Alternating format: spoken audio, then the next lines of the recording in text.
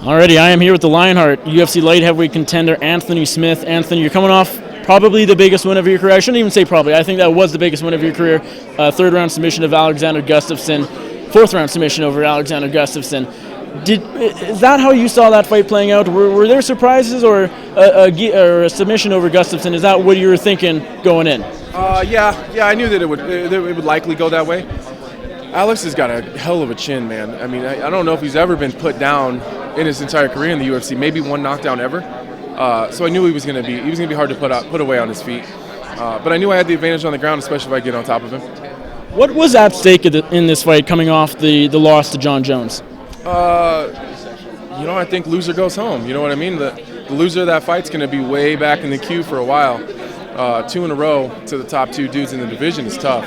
Nobody wants to take that. So, fortunately, it wasn't me. You know what I mean? So, I think that I put myself right back in title contention. I put myself right back in the conversation to get the rematch. Maybe I'll have to fight one more time. Maybe I won't. Who knows?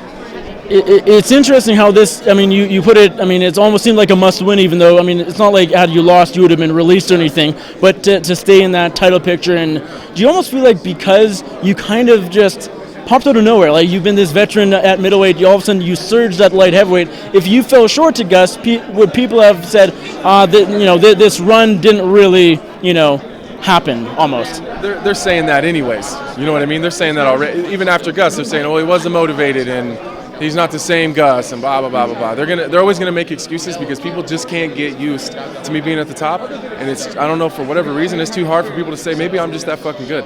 Maybe I'm just good. And maybe the weight class change made just as big of a difference as I tell everyone that it did.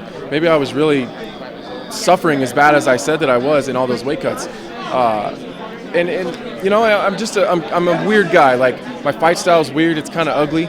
I'm not the super clean technical striker. I'm nasty on the ground and I'm nasty on my feet, but I do it different than everyone else does. And I think that I have an uncanny ability to make everyone else look bad.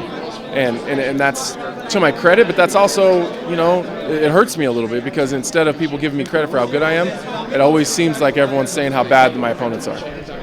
Now that you have faced John and he has a fight this Saturday, if he comes through with a victory and you end up getting a rematch, what sort of things have you been working on? How do you see a second fight with him playing out?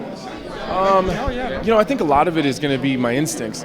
I think that the last 2 fights were really, like in the Vulcan fight and the John fight, I think it was really game plan heavy. I really feel like I was handcuffed a little bit, and that's nobody's fault. Like, some guys need to be game plan heavy, and some guys need to be reactive. And I got to the dance by being instinctual and being reactive. And 99% of the time, my instincts are right. And we just need to allow me to be who I am.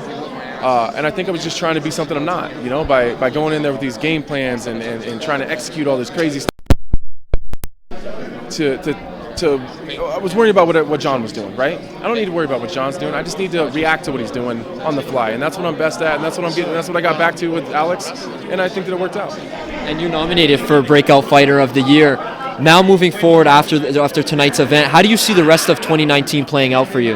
Well, for me, I broke my hand in the Alex fight, so I had surgery. I'm not going to be able to punch for 4 or 5 months, so I'm done the rest of 2019.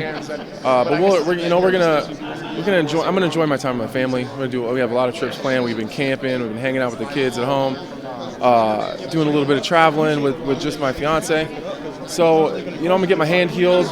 We start physical therapy here pretty soon, and I'll fire it back up 2020, and let's get after it. This current version of Anthony Smith, are you one of the most underrated fighters in the UFC? I think so. I think that for whatever reason, I wish I had an answer for why that is. But I just go back to it being the way that my style is. It's ugly and it's gritty and it's grimy, and I tend to make people that are really clean and technical look bad. Alex is one of the cleanest boxers in the game, and he just can't get going on someone like me because I just make it ugly. And I think that's a lot of it. And I think that it's gonna be like that until I beat John. Do you take pride in proving people wrong? A little bit. At the end of the day, I don't really give a shit what people think. Yeah. But it feels good to shove it in people's faces afterwards, Like, it's not the thing that motivates me and drives me, but afterwards it's great to, to screenshot tweets that I see from people, like media guys, and send it back to them. That always feels good.